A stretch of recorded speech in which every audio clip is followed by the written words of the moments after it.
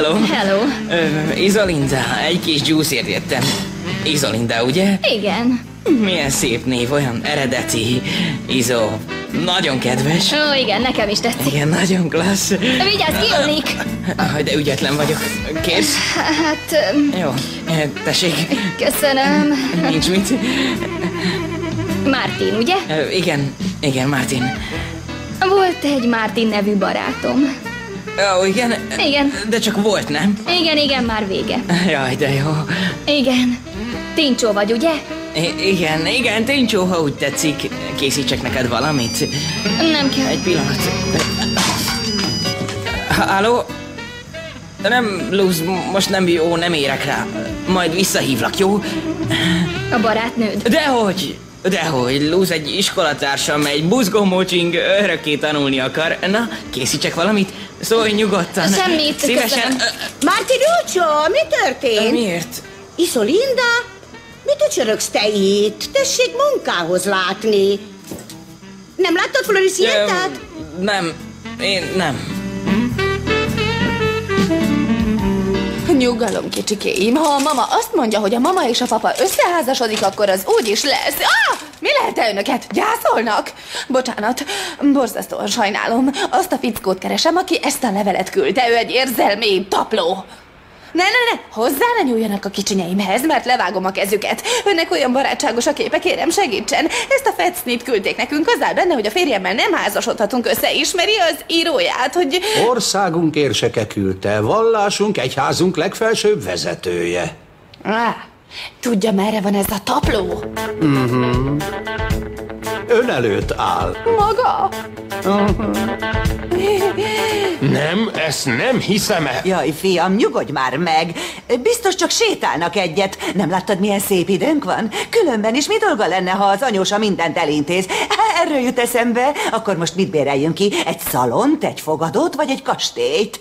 Mama, ezt most komolyan kérdezem. Hát nagyobb helyet akarsz.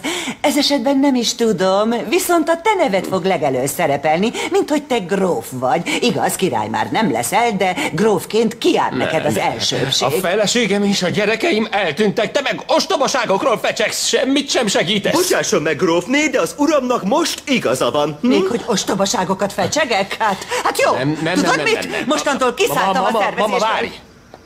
Kit? Majd én. Flor? Igen, én vagyok az. Értem, és rendkívül sajnálom, mindjárt ott leszek. Mi történt? Az, hogy Flor durván megsértette az érseket. Az történt. A következő lesz. Te itt maradsz a mamával. Én pedig meglátom, mit tehetek. Jó napot. Hello. Nézem, ma nem veszünk semmit. Én Martin barátnője vagyok. Martin barátnője. Martin! Jöjjön be. Igen? Luz! Martin! És végül meggondoltam magam. Látom, hogy te mennyit küzdesz Valentináért, és ez nekem is felnyitotta a szemem. Ugye? Sokra mentem vele. Kitartás, tigris, ne add fel! Nem is. Hülyék vagyunk, melyen maradna? Erre én mit teszek? Azt mondom, hogy menjen. Látod, hogy milyen marha vagyok? Ahelyett, hogy harcolnék érte. Hát ilyet? Figyelj, szerintem egy kicsit messzire mentél. Először nem, aztán igen, aztán nem, aztán igen. És ha meggondolja magát, akkor mi lesz? Hogy mi? Hát megint váltunk. Én vagyok a férfi, én diktálok, nem? Nem.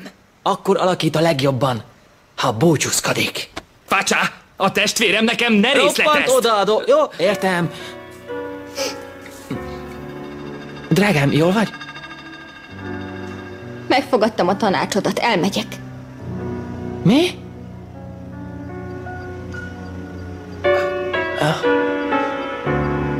Kicsikéim, nyugalom. Elismerem, hogy egy kicsit túlzásba estem, de ez a fickó felhúzott. Ha ismernének, tudnák, hogy csak a szám nagy belül, a nyugalom szigete vagyok. Csak attól a kecskétől igazán nem szép, hogy nem engedi, hogy a férjem, a gyerekeink apja elvegyen. Olyan sokat kérek, de a minimum, de jó, hogy itt van. Mit keresel te itt? Megőrültél? Hogy vihetted el a gyerekeket egy szó nélkül? Az érsek azzal hívott fel, hogy szemtelenkedtél vele? Szemtelenkedett velünk, ebben a levélben paráznasággal vádol minket.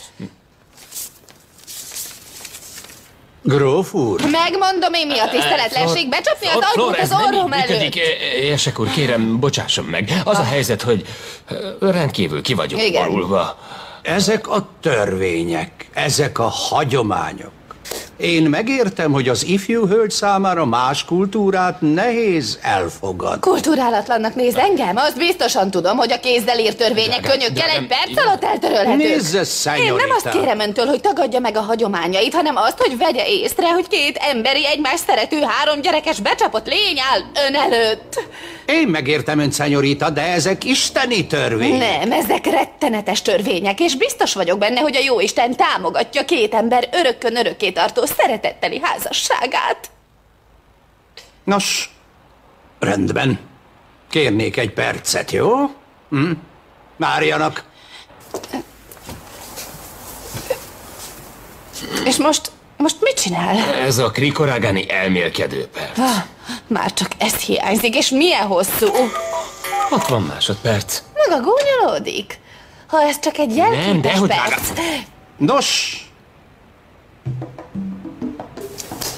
megáldom és támogatom ezt a mélységes szeretetet. Biztos vagyok benne, hogy az Úr is. Alapos tanulmányozás alá vettem az ön felmenőit. No és agyaltam. És imádkoztam. Na, nyögje már, kis szakálka! Nem házasodhatnak össze.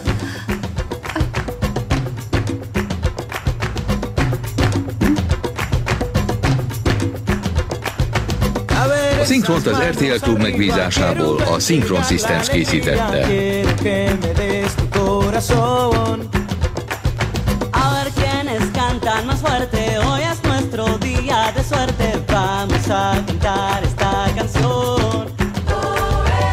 Bailando conmigo